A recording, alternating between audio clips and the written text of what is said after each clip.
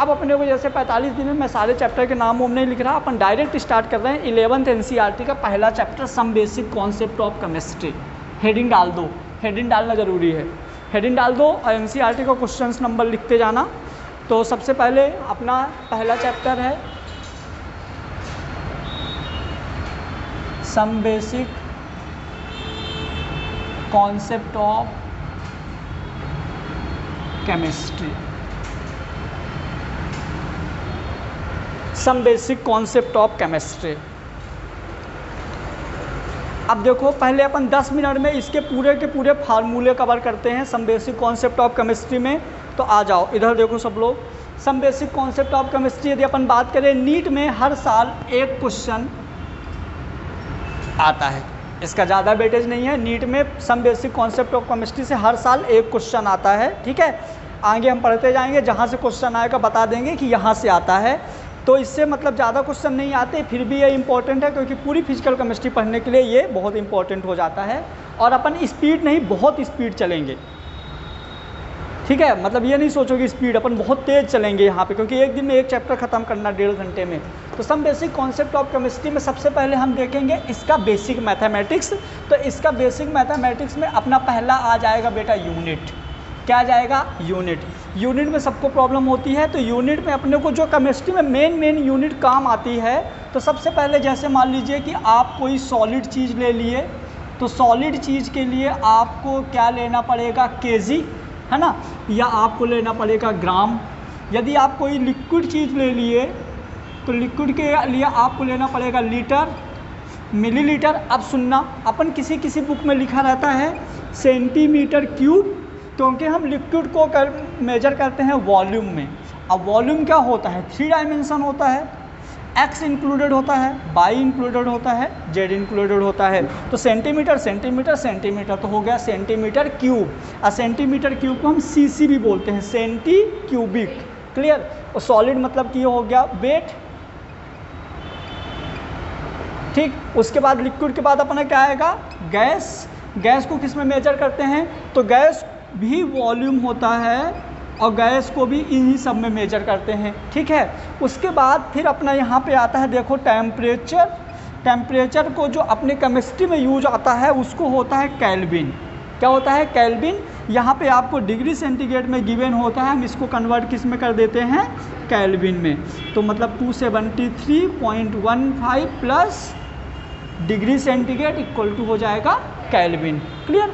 जितना degree centigrade में value होगी उसमें हम 273 प्लस कर देंगे तो किस में आ जाएगा? केल्विन में आ जाएगा, ठीक है।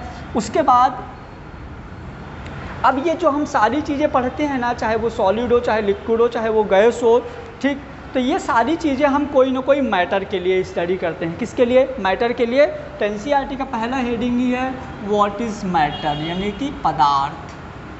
तो पदार्थ आपको 2 टाइप्स को देखने को मिल जाएंगे। कौन कौन से मिलेंगे? एक मिलेगा होमोजीनस, एक मिलेगा हेट्रोजीनस।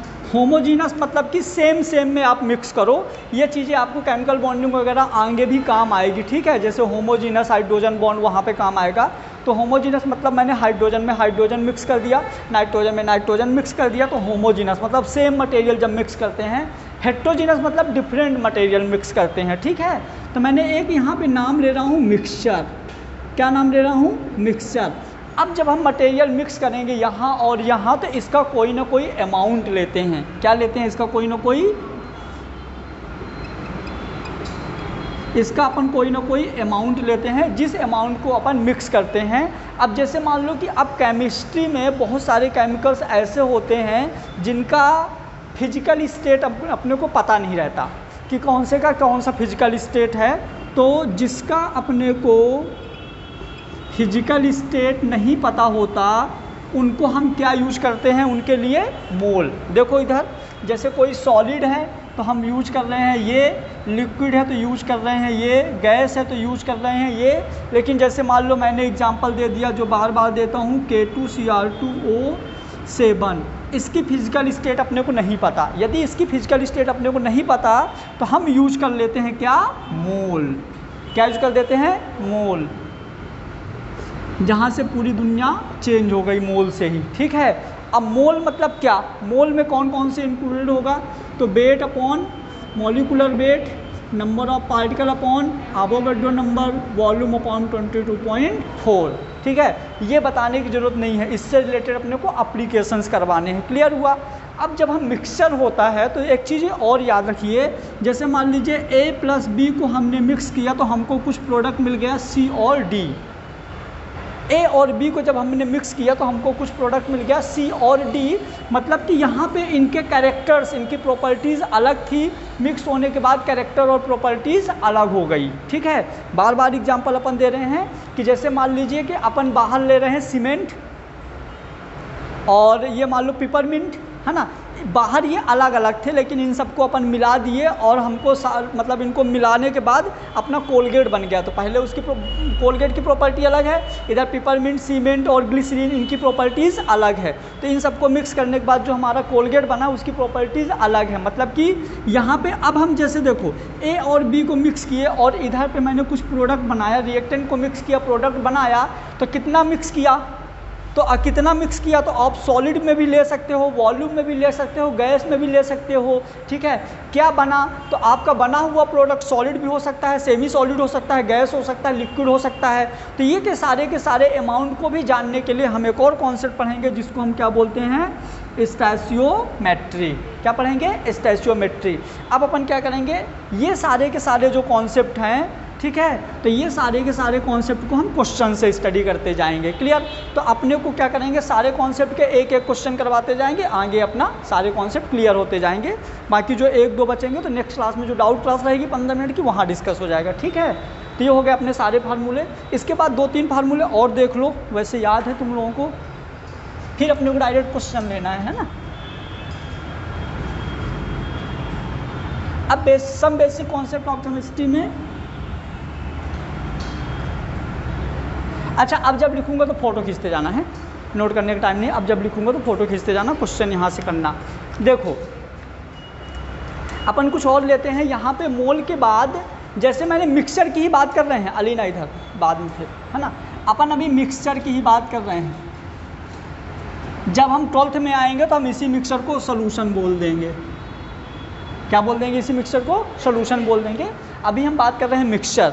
तो मिक्सचर में आपको ये देखना है कि आप किसको किस में मिला रहे हो। ठीक है, तो मिक्सचर में आप दो चीज़ें और देखिए, एक होता है सॉल्यूट और एक होता है सॉल्वेंट। दोनों जो मिलता है उस मिक्सचर को हम क्या बोलेंगे, सॉल्यूशन। मिक्सचर सॉल्यूट को हम क्या बोलेंगे, B, और सॉल्वेंट को बोलेंगे A। ठीक है, इसके मास को पता है WB, ये सब हम रिप्रेजेंट कर देंगे। अब जब हम इन दोनों को मिक्स करेंगे ना, तो मिक्सचर जो हमारा बनेगा वहाँ पे एक और यूनिट बन के आएगी, कंसंट्रेशन। क्या बन के आएगा, कंसंट्रेशन। कंसंट्रेशन मतलब क्या, हिंदी में यदि हम बोल देना तो हिंदी में बोलेंगे गाढ़ापन। हम सॉल्वेंट में जितना ज़्यादा सॉल्यूट मिलाते जाएंगे वो उतना ही ज़्यादा गाढ़ा होता जाएगा, उतना ही ज़्यादा कंसंट्रेटेड होता जाएगा। क्लियर हुआ। ठीक है, समझ में नहीं आ रहा ना, पक्का। ठीक है, अब यदि मान लो कि अपना जितना ज़्यादा, मतलब अब ये कंसंट्रेशन में दो टाइप का रहेगा। एक रहता है कंसंट्रेटेड सॉल्यूशन,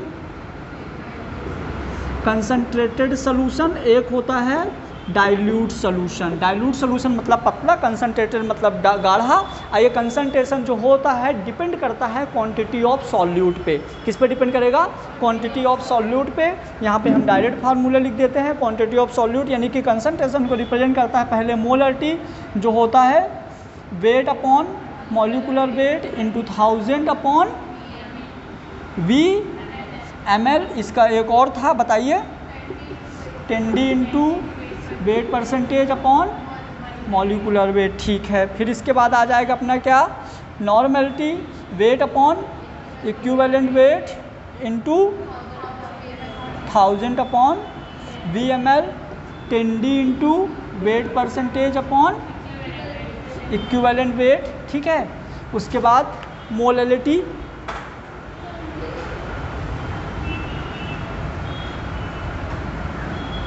उसके बाद यहाँ पे था मोलैलिटी, बोलो,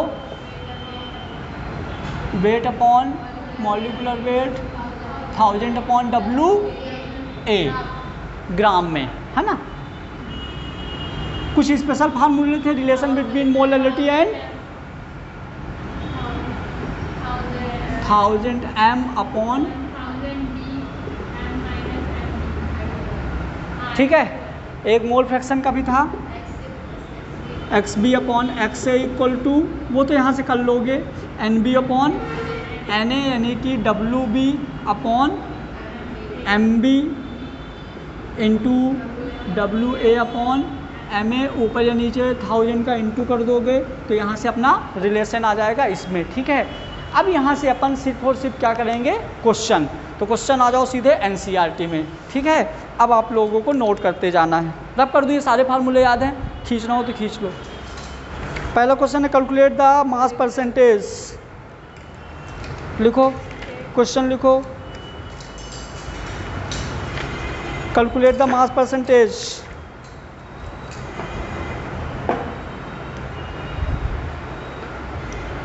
calculate the mass percentage for component, ऐसे लिख दो, calculate the mass percentage for component, calculate the mass percentage for component. Example देखो, जैसे मान लीजिए आपको दे दिया किसी कंपोनेंट का मास परसेंटेज कैलकुलेट करने के लिए एग्जाम्पल दे दिया मैंने H2SO4। H2SO4 में आपको सल्फर का मास परसेंटेज कैलकुलेट करना है, तो कैसे करेंगे देखो, मास परसेंटेज ऑफ सल्फर, तो क्या करेंगे, weight of sulphur upon total weight कर दो इंटू 100, क्योंकि परसेंटेज की बात कर रहा है। तो निकालिए मास परसेंटेज ऑफ सल्फर क्या आएगा। तो सल्फर का मॉलिक्यूलर मास कितना होता है 32, टोटल कितना होता है H2SO4 का 98 इंटू 100। देखो जब आप एग्जाम में जाओगे ना तो इसको कैलकुलेशन करने नहीं बैठोगे, इधर देखो ये 98 है, ये 100 है, यहाँ से कट जाएगा, यहाँ पे आएगा 1.2 के अप्रोक्स, इसको इंटू करोगे तो ये 35 के अप्रोक्स आ जाएगा, लिख दिया करो अप्रोक्स, यही आंसर है। आएगा समझ में, मतलब जिसका मास परसेंटेज पूछे ना आपको उसका molecular mass upon total mass रख देना है, इंटू 100 कर देना, तो ये हो जाएगा इसका कंपोनेंट। कभी कभी तुम लोगों से डायरेक्ट मॉलिक्यूलर फार्मूला पूछता, मॉलिक्यूलर मास पूछता है 11th में, NCERT में दिया हुआ है ग्लूकोज का मॉलिक्यूलर मास, मॉलिक्यूलर वेट, ये तो सबको पता है। बताओ ग्लूकोज का कितना होता है, सॉल्व करने की ज़रूरत नहीं है, बहुत अच्छे से पता है, ठीक है।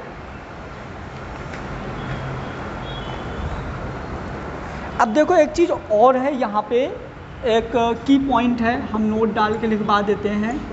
जब भी अपने को किसी का मॉलिक्यूलर मास निकालना होता है, जब भी आपको किसी का मॉलिक्यूलर मास निकालना होता है, तो मॉलिक्यूलर मास जब हम AMU में निकालते हैं, किस में निकालते हैं, AMU एटॉमिक मास यूनिट, तो एक्यूरेट मॉलिक्यूलर मास निकाला जाता है जो कि रिलेटिव होता है कार्बन से।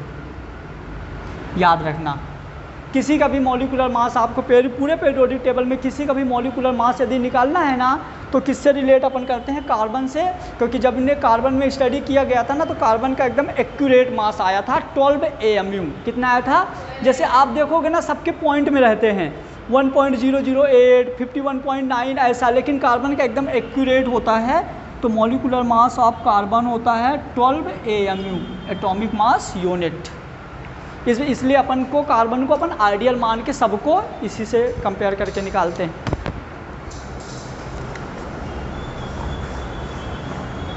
अच्छा, इंपेरिकल फार्मूला तो सबको पता ही है, निकालना आता है इंपेरिकल फार्मूला, है ना। एक ट्राई कर लो फटाफट, हेडिंग डाल दो इंपेरिकल फार्मूला।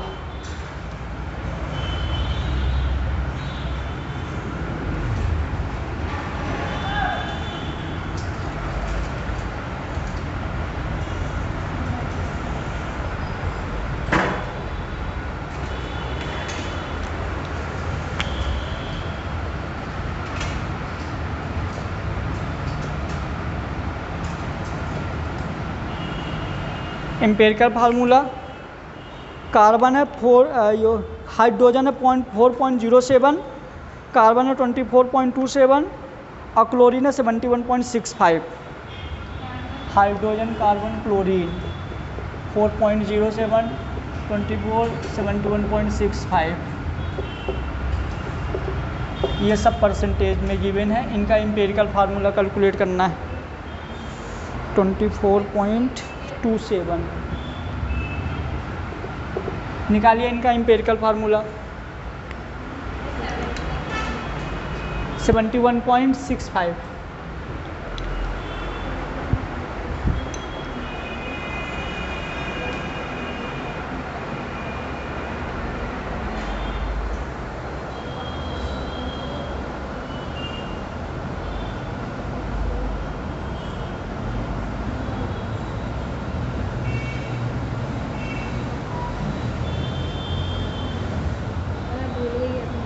क्या भूल गया? आओ इधर, तुमको याद है? ठीक है, देखो अपने को एम्पिरिकल फार्मूला निकालने के लिए सबसे पहले क्या करते हैं, जो परसेंटेज में वैल्यू गिवन होती है ना उसको नॉर्मल लिख दो पहले, ठीक है। तो जैसे 4.07 ग्राम, 24.27 ग्राम, 71.65 ग्राम, ये हो गया step first. Clear? Step second में हम इनके मॉलिक्यूलर मास से डिवाइड कर देते हैं।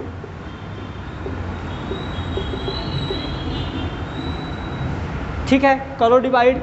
यहाँ डिवाइड करोगे तो यही आएगा 4.07, यहाँ 12 दूना 24, 12 दूना 24 2.2 के अप्रोक्स, यहाँ पे आएगा 35 दूना 70 2.2 के अप्रोक्स। फिर इसके बाद आप थर्ड स्टेप में ये देखोगे, इन तीनों में जो सबसे छोटी वैल्यू हो उसको सब में डिवाइड कर दो। तो सबसे छोटी 2 हैं तो दोनों में से कोई एक ले लो, दोनों को डिवाइड कर दो। 2.2, 2.2, 2.2, यहाँ से ये तो एक आ जाएगा, यहाँ से भी एक आ जाएगा, यहाँ 2 के अप्रोक्स आ जाएगा। तो यहाँ हमारा फार्मूला देखो क्या बन गया, H2, हाँ यहाँ बन जाएगा H2CCl। क्या बन जाएगा? H2CCl। ये हो जाएगा एम्पिरिकल फार्मूला। अब यहाँ पे क्या है, एक चीज़ और देखो, इधर देखो, यहाँ पे आपको इसका मॉलिक्यूलर मास, यहाँ पे आपको जब आप एनसीईआरटी देखोगे तो आपको यहाँ पे मॉलिक्यूलर मास गिवन है 98.96। क्या गिवन है? 98.96। एनसीईआरटी में वाला दिया हुआ है इसलिए बता रहे हैं, ठीक है।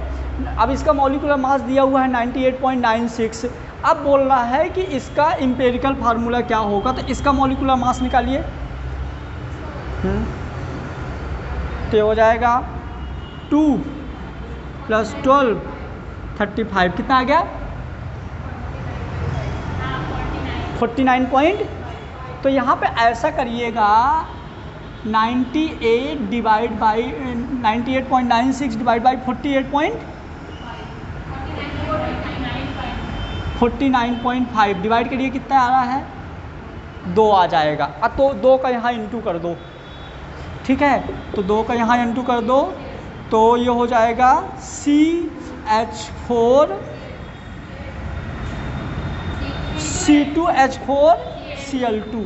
आपको ये ऑप्शन मिलेगा यदि क्वेश्चन में इस तरह का मॉलिक्यूलर मास गिवन है। तो वैसे तो हमारा ये सही है, लेकिन यदि आपको क्वेश्चन में आगे कुछ और इस तरह का वैल्यू डाटा कुछ दिया है ना, तो जो आपका आएगा इन सब का आप मॉलिक्यूलर मास निकाल के वहाँ पे डिवाइड कर दोगे। जो वैल्यू आएगी 2, 3, 4 कुछ भी आए आप डिवाइड कर दोगे तो ये आंसर आ जाएगा। पहले यदि मास परसेंटेज में गिवन है तो पहले हम क्या करेंगे, मास परसेंटेज को हटा के सिंपल लिख देंगे, साइड में ग्राम लगा देंगे।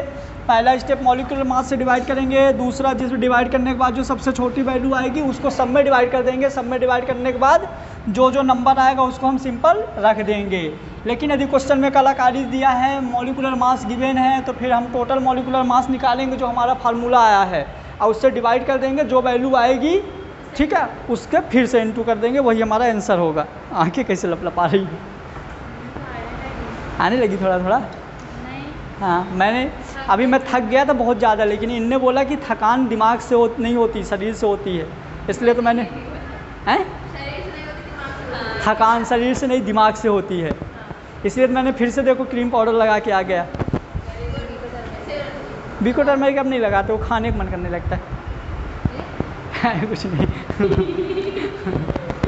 आओ नया कॉन्सेप्ट स्टैच्योमेट्री। पांचों स्टेप बोलो स्टैच्योमेट्री पे।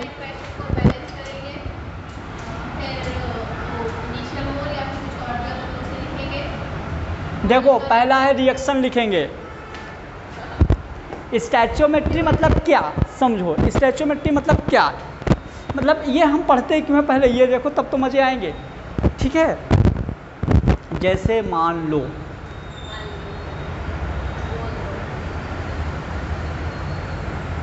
एग्जाम्पल सोच लूँ, जैसे मान लो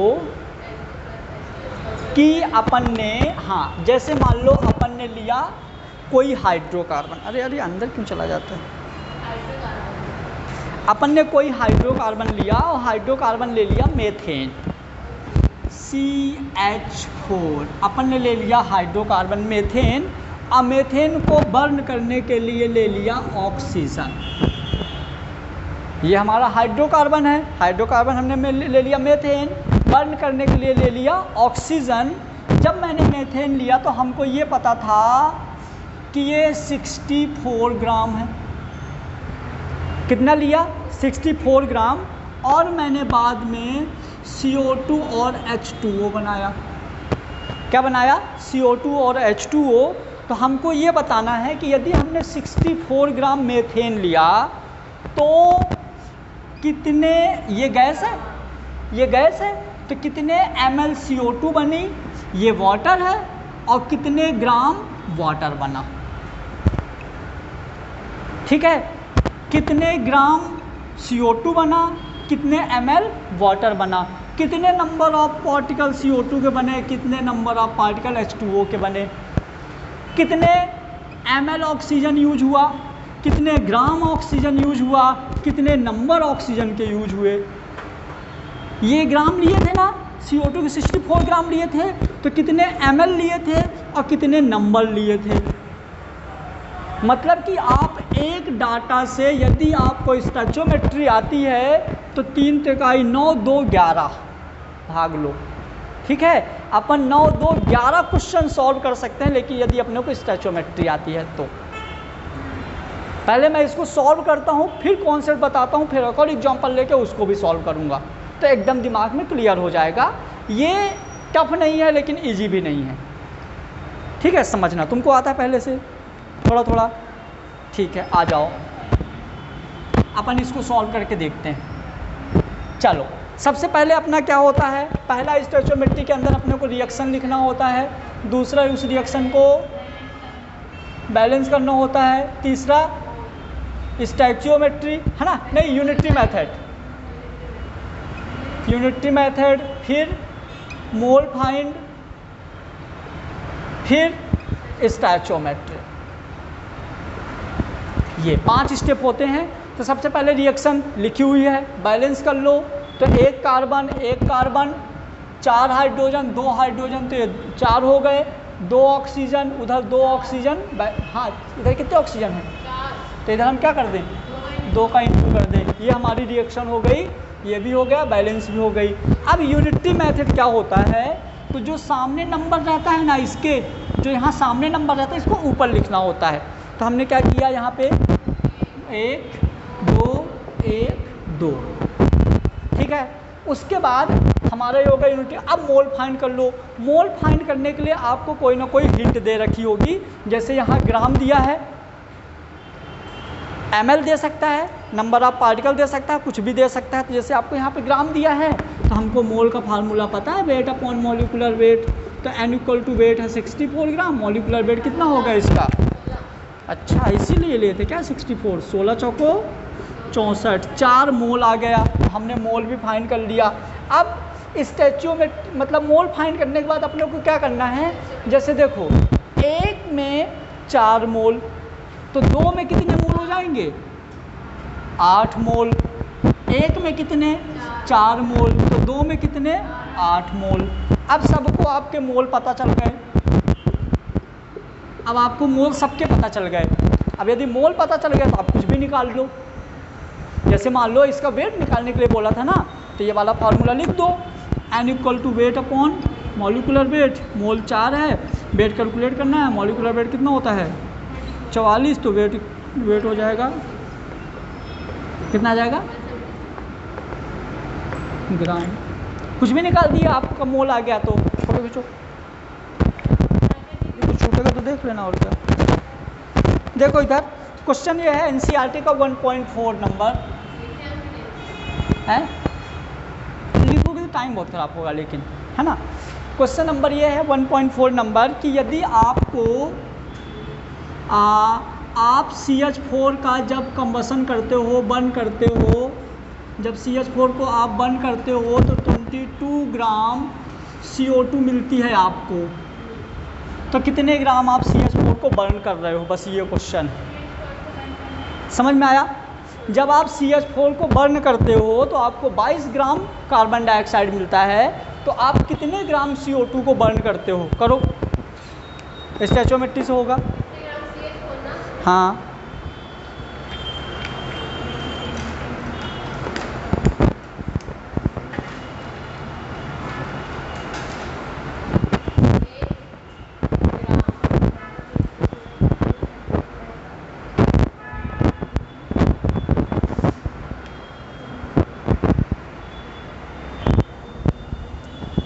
इधर देखो, क्वेश्चन ये बोल रहा है 50 kg N2 10 kg H2 को आप रिएक्शन करा के बना रहे हो NH3, क्या बना रहे हो NH3, तो कितना NH3 बनेगा। हाँ ये लिमिटिंग रिएजेंट का क्वेश्चन है। लिमिटिंग रिएजेंट कौन सा पता है, इन दोनों में से कौन पहले ख़त्म हो जाएगा, जो पहले ख़त्म हो जाएगा वो लिमिटिंग रिएजेंट हो जाएगा। अब अपने को जो लॉजिक पता है अपन उस लॉजिक से करते हैं, ठीक है। आ जाओ इधर,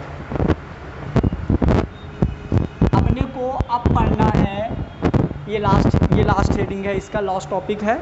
अपने को पढ़ना है लिमिटिंग रिएजेंट।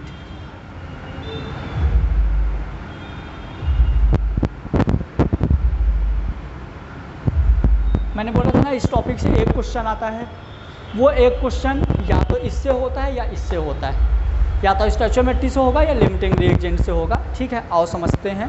तो लिमिटिंग रिएजेंट मतलब क्या होता है, limiting reagent initial mole upon balance mole, ये लिमिटिंग रिएजेंट का फार्मूला होता है। इसको हम केमिकल काइनेटिक में बहुत डिटेल से पढ़ेंगे, है ना। चलो अब इसके लिए मैं एक यही वाला क्वेश्चन ही अपन लेके सॉल्व करते हैं। तो अपन ने ले लिया N2 + H2 = 2NH3, ठीक है।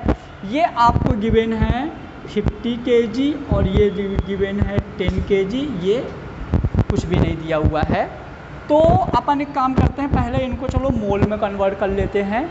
N2 3H2 2NH3, आ जाइए यहाँ मोल में यदि हम कन्वर्ट करें तो वेट अपॉन मॉलिकुलर वेट, यदि हम इसको ग्राम में कन्वर्ट कर लें तो 50 × 10⁻³ ग्राम होगा। 1000 का इंटू होता है ना, अपॉन मॉलिकुलर मास से इंटू करो इसमें 28, इसका मोल देखो तो 10 × 10⁻³ 2, ठीक है। चलिए यहाँ कितना आएगा 1.28 दूना 56, 1.7 × 10⁻³ ये आ गया मोल। यहाँ से मोल निकालिए कितना आएगा, तो 5 × 10⁻³ मोल, ये इसका मोल आ गया। अभी हमको इसकी बात अभी हम देखेंगे, है ना। मदिया इतना समझ में आया कि नहीं। पहले देखो वेट दिया हुआ था, हमको इस तरह के क्वेश्चन में क्या कौन सा लॉजिक अप्लाई करना है, लिमिटिंग रिएजेंट। तो पहले क्या दिया हुआ, वेट दिया हुआ था, वेट से हमने पहले क्या करूँगा, इसको ग्राम में कन्वर्ट कर लिया, फिर मोल निकाल लिया। अब लिमिटिंग रिएजेंट मतलब क्या होता है, कि इन दोनों में से आपस में रिएक्शन करके अमोनिया बन रहा है। मेरी बात समझना पहले, लिमिटिंग रिएजेंट, ये दोनों आपस में रिएक्शन करके अमोनिया बना रहे हैं। इन दोनों में से जो पहले ख़त्म हो जाएगा वो लिमिटिंग रिएजेंट हो जाएगा। हेलो, इन दोनों में से जो पहले ख़त्म हो जाएगा वो लिमिटिंग रिएजेंट हो जाएगा। और लिमिटिंग रिएजेंट का फार्मूला होता है इनिशियल मोल अपॉन बैलेंस मोल। चलो, इनिशियल मोल अपॉन बैलेंस मोल सामने के होते हैं और इनिशियल मोल जो आया है, तो लिमिटिंग रिएजेंट का फार्मूला हो जाएगा इनिशियल मोल कितना है 1.7 इंटू 10 की पावर 3 अपॉन बैलेंस कितना है 1, तो कितना आ गया 1.7 इंटू 10 की पावर 3। इसके लिए बताओ, तो बैलेंस मोल 5 इंटू 10 की पावर 3 कितना है 3, करो डिवाइड, 3 एक 3 1 और बचा कितना 2, 3 6 18, 1.6 इंटू 10 की पावर 3। ये है 1.7, ये है 1.6, तो लिमिटिंग रिएजेंट कौन है, ये वाला है लिमिटिंग रिएजेंट, ये वाला। तो अब समझो, अब यहाँ पे क्या हो जाएगा, यदि लिमिटिंग रिएजेंट ये वाला है मतलब हम ये वाला मोल यूज करेंगे, ठीक है। तो मतलब हम मोल कौन से यूज करेंगे, ये नहीं यूज करेंगे, ये यूज करेंगे।